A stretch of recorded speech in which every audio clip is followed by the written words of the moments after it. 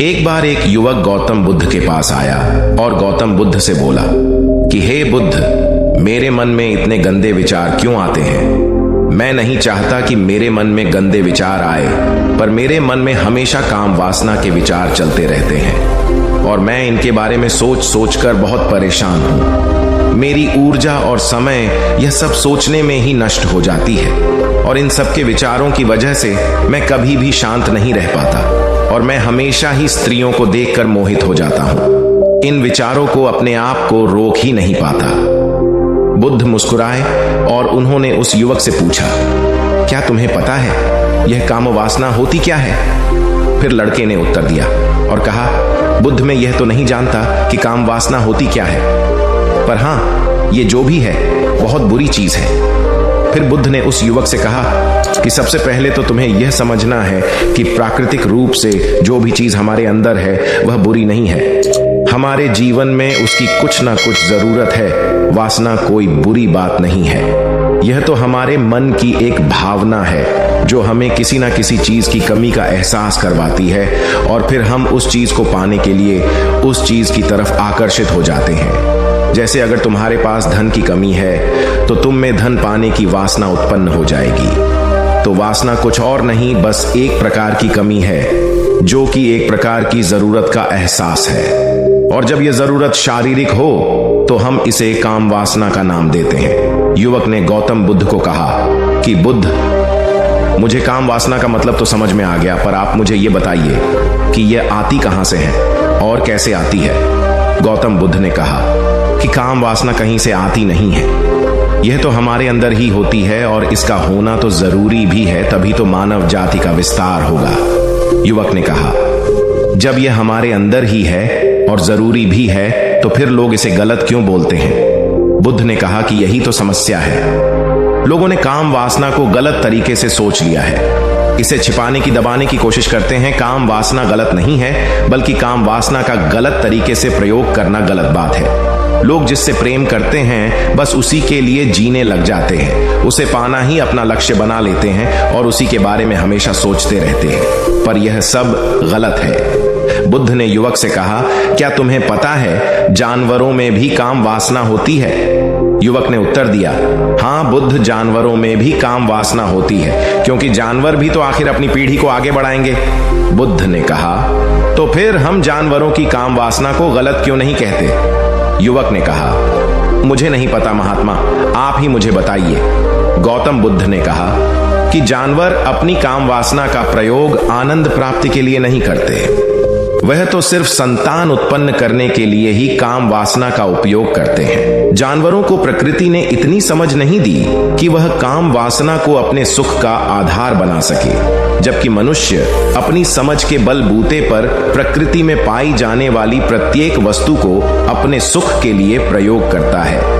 हम इंसानों ने ही काम वासना को अपने सुख का साधन बना लिया है, जबकि प्रकृति ने तो हमें अपने वंश को आगे बढ़ाने के लिए दिया था, लेकिन इंसानों ने इसे अपने जीवन का परम लक्ष्य बना रखा है और इस तरह से काम वासना का भी लगाम हो जाना गलत है। युवक ने पूछा, महात्मा जी, ये काम वासना हम पर हावी क्यों होती है? तब गौतम बुद्ध ने कहा कि सुनो, अब जो मैं तुम्हें बताऊंगा उसे तुम ध्यानपूर्वक सुनना। काम वासना का सारा खेल तुम्हें समझ आ जाएगा, तुम्हें तुम्हारे सारे सवालों का जवाब मिल जाएगा, बस तुम्हें ध्यान से सुनकर समझना है। एक बार की बात है, एक आश्रम में गुरु और उनके शिष्य रहा करते थे, जो रोजाना आश्रम के बाहर स्थित गांव में भिक्षा लेने के लिए जाते थे। उस आश्रम का एक शिष्य जिस गांव में भिक्षा लेने जाता था, उस रास्ते में एक नदी पड़ती थी। एक दिन उसने देखा कि एक लड़का पेड़ के पीछे छिपा है। वह उस लड़के के पास गया और उससे जाकर बोला, भाई, तुम इस पेड़ के पीछे छिपकर क्या देख रहे हो? लड़के ने कहा, अरे तुझे नहीं दिख रहा कि मैं क्या देख रहा हूं? तब शिष्य ने नदी की तरफ देखा तो वहां पर कुछ लड़कियां पानी भर रही थीं। वो लड़कियां 14-15 साल की होंगी। तब उसने उस लड़के से कहा, अरे भाई, वहां पर तो लड़कियां पानी भर रही है, इसमें छिप कर देखने वाली क्या बात है? तब वो लड़का शिष्य की तरफ देखकर उससे कहता है, अरे पागल, तुम्हें दिखाई नहीं दे रहा कि कैसे यह परियां नदी से पानी निकाल रही है? जरा उनकी अदाओं को तो देखो, उनके कोमल शरीर को देखो, उनकी पतली कमर को देखो, और उनके बाल उनकी कमर पर कैसे लहरा रहे हैं, मानो सुंदरता बिखरी पड़ी हो। शिष्य ने फिर नदी की तरफ देखा और इस बार वह इससे देखता ही चला गया। उसे किसी भी बात का कोई डर नहीं था, लेकिन अब वो छिपने लगा और उन लड़कियों को देखने लगा। और जब वो छिपकर उन लड़कियों को देख रहा था, तभी वह अचानक अंदर से कांप गया और उसने कहा कि यह मैं क्या कर रहा हूं, मैं जो कर रहा हूं वह सही नहीं है, मुझे यहां से चले जाना चाहिए। और फिर वह जल्दी से वहां से चला गया। वो आश्रम पहुंच जाता है।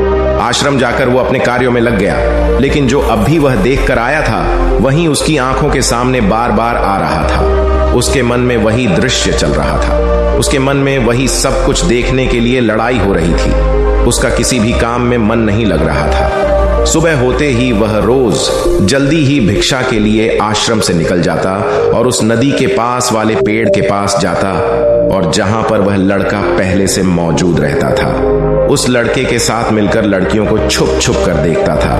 अब वह रोज ऐसा करने लग गया। यह उसके रोज का काम हो गया। अब उस शिष्य का मन किसी भी काम में नहीं लगता था। वो हमेशा ही किसी ना किसी प्रकार के विचार में उलझा रहता। वो आश्रम के कार्यों को भी ठीक ढंग से नहीं कर रहा था। न वो ठीक से सो पाता था और न वो ठीक से खाना खा पाता था। उसका मन बेचैन सा रहता था। उसका मन बार बार उन लड़कियों के सौंदर्य को देखने के लिए तरसता था। जब गुरु शिक्षा देते तब भी उसका मन कहीं और विचारों में खोया रहता था। गुरु ने अपने शिष्य की इन हरकतों को जान लिया था। तब एक दिन गुरु ने शिष्य को अपने पास बुलाया और कहा कि आज से मैं भी तुम्हारे साथ भिक्षा मांगने चलूंगा। तुम और मैं साथ साथ भिक्षा मांगने चलेंगे। तभी शिष्य गुरु को मना करते हुए बोला, नहीं गुरुदेव, आप परेशान क्यों हो रहे हो? मैं अकेला ही ठीक से भिक्षा मांग सकता हूं। गुरु ने शिष्य से कहा कि ठीक है, तुम अकेले ही भिक्षा मांगने जाओ। शिष्य तुरंत वहां से भिक्षा मांगने के लिए निकल गया। उसके जाने के बाद गुरु भी आश्रम से निकल गए और शिष्य का पीछा करने लगे कि वो कहा जाता है, किससे मिलता है। यह सब देखने के लिए उसके पीछे पीछे चलने लगे। थोड़ी दूर जाने के बाद गुरु ने देखा कि उनका शिष्य एक लड़के के साथ एक पेड़ के पीछे अपराधी की तरह छिपा हुआ है और छिपकर कुछ देख रहा था। गुरु भी अपने शिष्य के पीछे जाकर खड़े हो गए कि आखिर उनका शिष्य क्या देख रहा है, जिसे देखने के लिए वो पेड़ के पीछे अपराधियों की तरह छिपा पड़ा है। गुरु ने देखा कि उनका शिष्य पेड़ के पीछे छुपकर लड़कियों को देख रहा था, जो कि नदी से पानी भर रही थी। तभी गुरु ने शिष्य को कहा कि तुम क्या देख रहे हो? अपने गुरु की आवाज सुनकर वह शिष्य घबरा गया और उसके पसीने छूटने लगे। वह थर थर कांपने लगा, जैसे किसी चोर को चोरी करते समय रंगे हाथों पकड़ लिया हो। उसकी हालत खराब हो गई। वो कुछ भी नहीं बोल रहा था। उसके मुंह से कुछ टूटे फूटे शब्द भी बाहर निकल रहे थे। वो अपने गुरु से नजर भी नहीं मिला पा रहा था। गुरु ने शिष्य की तरफ देखा और कहा कि मेरा शिष्य तो निडर था, उसे तो किसी भी चीज का डर नहीं था, लेकिन यह क्या, तुम तो डर के मारे कांप रहे हो। शिष्य ने गुरु से कहा कि मुझे माफ कर दो गुरुदेव, मेरा इसमें कोई दोष नहीं है। उस लड़के ने मुझे बहका दिया था, लेकिन आपसे मैं वादा करता हूं कि आज के बाद मैं ऐसा कभी दोबारा नहीं करूंगा। मुझे माफ कर दो गुरुदेव। गुरु ने शिष्य से कहा कि कोई बात नहीं, पर इस बात का तुम ध्यान रखना कि हम जैसी संगति करते हैं वैसा ही फल हमें प्राप्त होता है। उसके विचार हमारे अंदर प्रवेश करते हैं, इसीलिए अच्छी संगति करो जिससे तुम्हारे अंदर अच्छे विचारों का प्रवेश हो। फिर गुरु और शिष्य आश्रम लौट आए और फिर से आश्रम के कार्यों पर ध्यान देने लगे। उसने उस रास्ते को छोड़ दिया और दूसरे रास्ते से जाने लगा। वो अपने काम को ध्यान से करता, लेकिन धीरे धीरे उसके अंदर क्रोध उत्पन्न हो गया और फिर वो दूसरों पर क्रोध करने लगा और बेचैन रहने लग गया। अब वो सही समय पर भोजन भी नहीं करता था। वो भोजन भी बहुत कम खाता था। एक रात गुरु शिष्य के पास आए और उसे बोले कि अब तक तुमने कितनी बार अपना वादा तोड़ दिया। यह सुनकर शिष्य अपने गुरु के चरणों में गिर गया और रोने लगा। रोते रोते ही उसने गुरु से कहा कि गुरुदेव, मैं कई बार अपना वादा तोड़ चुका हूं, फिर वादा कर लेता हूं, लेकिन हर बार मैं वादा तोड़ देता हूं। मेरा मन मेरे नियंत्रण में है ही नहीं। मैं बहुत कोशिश करता हूं कि मैं अपने मन से सारे बुरे विचारों को निकाल डालूं, लेकिन मैं चाहकर भी ऐसा नहीं कर पा रहा हूं। फिर गुरु ने शिष्य को कहा कि चलो मेरे साथ गुरु शिष्य को आश्रम के बगीचे में लेकर गए और शिष्य से कहा कि देखो, यहाँ पर कुछ नालियां बनी हुई है जिससे नदी का पानी इन पौधों तक आ रहा है और यह पानी एक निरंतर भाव से बह रहा है। क्या तुम इस पानी के बहाव को रोक सकते हो? शिष्य ने कहा कि हाँ गुरुदेव, मैं इस बहाव को रोक सकता हूँ। फिर शिष्य ने मिट्टी उठाकर उस नाली में डाल दी। वो पानी थोड़ी देर के लिए रुक गया और फिर थोड़ी देर बाद उस मिट्टी के ऊपर से पानी बह गया। गुरु ने शिष्य से कहा, अरे ये क्या, ये तो पानी रुका ही नहीं। फिर शिष्य ने कुछ कंकड़ पत्थर उठाकर उस नाली में डाल दिए और फिर थोड़ी देर के लिए पानी रुक गया, लेकिन फिर थोड़ी देर बाद ही उन कंकड़ पत्थर के ऊपर से पानी निकल आया। फिर गुरु ने कहा कि यह क्या हुआ, पानी तो फिर से बह गया। तुम तो बोल रहे थे कि तुम इसे रोक दोगे। क्या हम किसी काम को रोकना चाहे तो क्या हम उसे रोक नहीं सकते? तब शिष्य ने कहा, कोई बात नहीं गुरुदेव, मैं इस पानी को तो आपको रोक के दिखाऊंगा। वह फिर से एक बड़ा सा पत्थर लेकर आया और उसे नाली पर डाल दिया और पानी रुक गया। तब गुरु से कहा कि देखा गुरुदेव, मैंने कहा था ना कि पानी को मैं रोक दूंगा। मैंने पानी को रोक दिखाया, आपकी बात मैंने पूरी कर दी। गुरु मुस्कुराए और बोले, अच्छा जरा ध्यान से देखो, पानी रुक गया। क्या वो तो पीछे की नाली तोड़कर बाहर आ गया और अगल बगल से बह रहा है, और ध्यान से देखो इस पत्थर को आगे भी आ गया और ये पानी अपना रास्ता बदलकर फिर से आगे की तरफ बह जाएगा। और फिर थोड़ी देर बाद ऐसा ही हुआ। फिर गुरु ने शिष्य को समझाया कि तुम्हारे साथ भी तो ऐसा ही चल रहा है। तुम बार बार प्रयास कर रहे हो, बड़े से बड़ा प्रयास कर रहे हो, पर हर बार तुम्हारा प्रयास टूट रहा है और यह हमेशा टूटता ही रहेगा। तुम कितना भी बड़ा पत्थर रख लो, लेकिन पानी तो अपना रास्ता बना ही लेगा। यह सब देखकर गुरु से कहा कि हे गुरुदेव, क्या कोई तरीका नहीं है जिससे मैं गंदे विचारों से बाहर निकल सकूं और ये मेरे मन में आए ही नहीं? गुरु शिष्य को एक नदी के पास ले गए जहां से उस बगीचे में पानी आ रहा था। गुरु ने शिष्य से कहा, वो पानी इसी नदी से जा रहा है। अगर हम यहीं से उस रास्ते को बंद कर दें जहां से पानी बगीचे में जा रहा है, अब क्या हम पानी को रोक नहीं सकते? शिष्य ने कहा कि हाँ गुरुदेव, अवश्य ऐसा हो सकता है। मैं इस पानी को यहीं से बंद कर देता हूं, तब आगे की नाली में पानी जाएगा ही नहीं और फिर बगीचे में पानी जाएगा ही नहीं। फिर से नदी से जाने वाले रास्ते को बहुत मेहनत करके पत्थर और मिट्टी डालकर बंद कर दिया और गुरु से कहा कि गुरुदेव, मैंने पानी को बंद कर दिया है, अब यह पानी बगीचे में जाएगा ही नहीं। तब गुरु ने कहा कि अगर पानी बगीचे में नहीं जाएगा तो पेड़ पौधों को पानी कहां से मिलेगा? उन पेड़ पौधों को तो पानी की आवश्यकता है और उन पेड़ पौधों में कुछ पेड़ पौधे तो ऐसे हैं जिनको रोज पानी की आवश्यकता है। वह तो मुरझाकर मर ही जाएंगे, उनका क्या होगा? पानी तो हमें खोलना ही होगा। शिष्य ने गुरु की बात सुनकर वापस नदी से जाने वाले पानी का रास्ता खोल दिया। तब गुरु ने शिष्य से पूछा कि अगर हम इस नदी के पूरे पानी को बगीचे की तरफ मोड़ दे तो क्या होगा? तब शिष्य ने जवाब दिया कि गुरुदेव, वहां पर जितने भी पेड़ पौधे हैं वो गलकर नष्ट हो जाएंगे, वहां पर कुछ नहीं बचेगा। फिर गुरु मुस्कुराए और बोले, तुम इस बात को समझो कि हमें किसी भी चीज को रोकना नहीं है, बस हमें हमेशा संतुलन बनाए रखना है। कम पानी से भी पौधे नष्ट होते हैं और ज्यादा पानी से भी पौधे नष्ट होते हैं। हमारा जीवन संतुलन से ही चलता है। गुरु ने शिष्य से कहा कि अगर मैं तुम्हें कहूं कि तुम आम के बारे में मत सोचो तो तुम्हारे मन में सबसे पहले किसका चित्र आएगा? शिष्य ने कहा कि गुरुदेव, मेरे मन में तो पहला चित्र आम का ही आएगा। गुरु ने कहा कि जब हम गंदे विचारों को जबरदस्ती रोकने का प्रयास करते हैं तो वह और मजबूती के साथ हमारे अंदर प्रवेश करते हैं और ज्यादा हमारे अंदर उठते हैं। इसीलिए हमें उन्हें कभी भी दबाने की कोशिश नहीं करनी चाहिए। फिर गुरु ने शिष्य को जाते हुए कहा कि हमारे गंदे विचार बुरे लोगों की संगति करने की वजह से भी आते हैं। कई बार क्या होता है कि कामुकता हमारे अंदर होती नहीं है, लेकिन कुछ अश्लील लोगों के साथ रहने की वजह से यह हमारे अंदर हावी हो जाती है।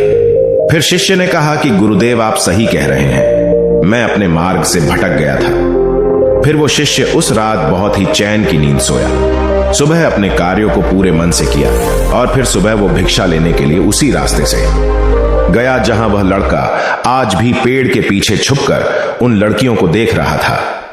वो शिष्य नदी पर गया जहां वह लड़कियां पानी भर रही थीं। उसने उन लड़कियों से पानी मांगा। उन लड़कियों में से एक लड़की ने उसे पानी पिलाया और उस सन्यासी शिष्य के चरण छुए। शिष्य ने उसे आशीर्वाद दिया कि तुम्हारा कल्याण हो। उसका मन सकारात्मक ऊर्जा से भर गया। उसके चेहरे पर मुस्कान आ गई थी, जैसे कि उसे कुछ खोया हुआ वापस मिल गया हो। वह वापस अपने रास्ते से जाने लगा। तभी पीछे से वह लड़का आ गया जो पेड़ के पीछे छुपा हुआ था। वह शिष्य के पास आया और बोला कि क्या बात है, आज तो तुमने नजदीक से दर्शन कर लिए, तुम तो मुझसे भी आगे निकले। तब शिष्य ने कहा कि हम हमेशा दूसरे के दर्शन करने में ही व्यस्त रहते हैं, अपने दर्शन कर ही नहीं पाते। तुम कब तक इस पेड़ के पीछे छुपते रहोगे? किसी को पसंद करते हो तो उससे बोल दो, अगर वो भी तुम्हें पसंद करती है, और शादी कर लो। पर उससे पहले तुम कुछ बन जाओ तथा अपने आप को पहचान लो। ऐसे अपना समय बर्बाद मत करो। फिर वह लड़का रोज उससे मिलने लगा और उस लड़के ने नदी पर जाना छोड़ दिया। और फिर वो लड़का अपने जीवन में कुछ बनने के लिए संघर्ष करने लगा। तो तुमने देखा संगति का असर क्या होता है। अपनी संगति बदलो, अपने विचार बदलो। बुद्ध ने युवक से पूछा कि क्या तुम्हें तुम्हारे सारे सवालों का जवाब मिल गया? तब युवक ने कहा कि हाँ महात्मा जी, आपका बहुत बहुत धन्यवाद।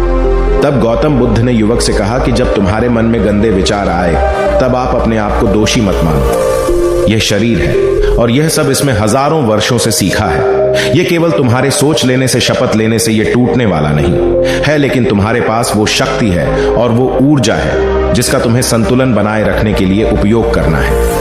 तुम एक जीवित ऊर्जा हो जो कुछ भी अनुभव करने के लिए स्वतंत्र हो, जो कुछ निर्माण करने के लिए स्वतंत्र हैं, इसीलिए तुम अपने आप को पहचानो। दोस्तों, आपको यह कहानी कैसी लगी हमें कमेंट करके जरूर बताना और ऐसी ही और कहानियों के लिए सब्सक्राइब का बटन जरूर से दबा देना।